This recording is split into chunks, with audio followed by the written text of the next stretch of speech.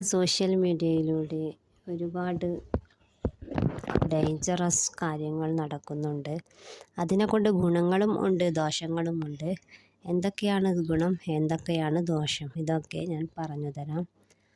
അതിനു മുമ്പ് ആദ്യമായാണ് നിങ്ങൾ ഈ ചാനൽ കാണുന്നതെങ്കിൽ സബ്സ്ക്രൈബ് ചെയ്തിട്ട് കാണുക.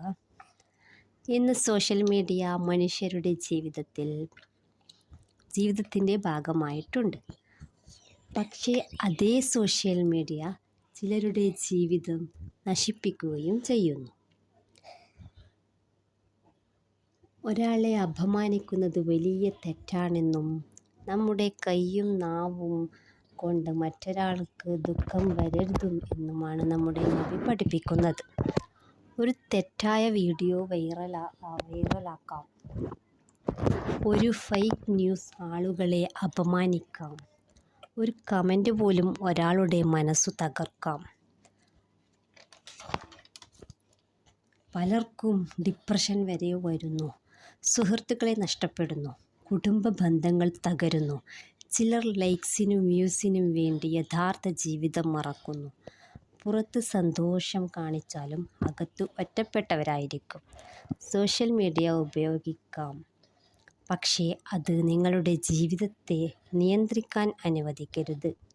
ഇന്നത്തെ ലോകത്തിൽ സോഷ്യൽ മീഡിയ ഇല്ലാതെ ജീവിക്കാൻ പറ്റാത്ത അവസ്ഥയാണ്.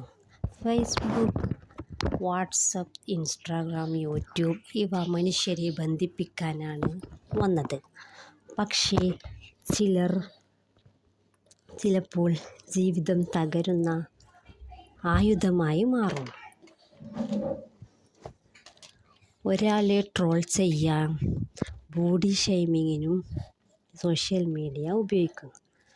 ഫേക്ക് അക്കൗണ്ട് ഉണ്ടാക്കി അപമാനിക്കുമ്പോൾ ഇത് കാണുമ്പോൾ പലരും തകർന്നു പോകുന്നു. Mental health part. സോഷ്യൽ മീഡിയയിൽ എല്ലാവരും സന്തോഷത്തോടെ ജീവിക്കുന്ന പോലെ തോന്നും. അതുകൊണ്ട് ചിലർ സ്വന്തം ജീവിതത്തെ വെറുക്കാൻ തുടങ്ങും.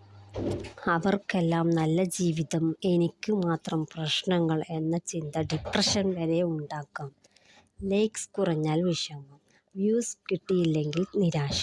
ഇതൊക്കെയാണ് ഇന്നത്തെ പല യുവാക്കളുടെയും യഥാർത്ഥം. സോഷ്യൽ മീഡിയയിലൂടെ ഡേഞ്ചറസ് സൈഡ് എന്തൊക്കെയാണെന്ന് പറഞ്ഞു തരാം. ചിലർ വ്യൂസിനും ഫെയിമിനും വേണ്ടി ഡേഞ്ചറസ് കാര്യങ്ങൾ ചെയ്യുന്നു. ചിലർ ഫേക്ക് ലൈഫ് കാണിക്കുന്നു. ചിലർ ഹേറ്റ് കമൻറ്റ് കാരണം